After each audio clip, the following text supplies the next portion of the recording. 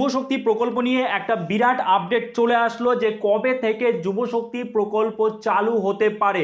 এই বিষয়ে আজকের এই ভিডিওতে ডিটেলসে আপনাদের সাথে আলোচনা করব।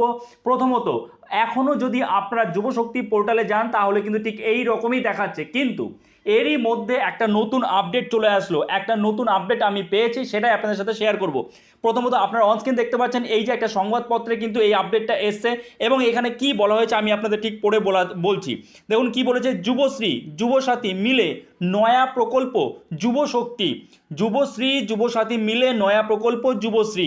কি বলেছে, সব ঠিক থাকলে পুজোর আগেই খুলে যাচ্ছে বেকারদের প্রকল্পের পোর্টাল। নতুন প্রকল্পের নাম যুবশক্তি।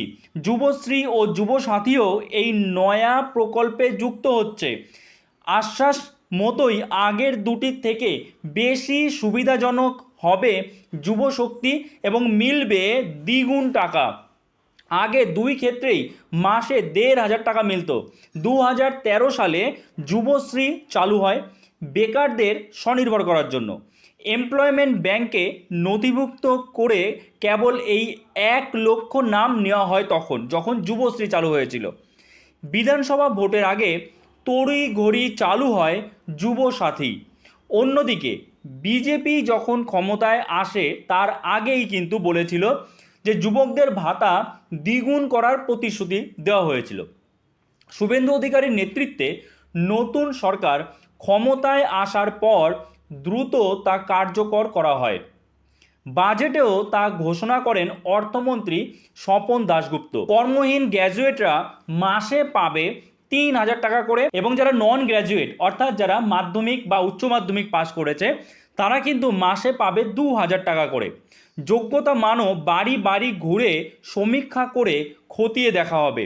আপাতত ঠিক হয়েছে যুব কল্যাণ দপ্তরই গোটা প্রকল্পের দেখভাল করবে।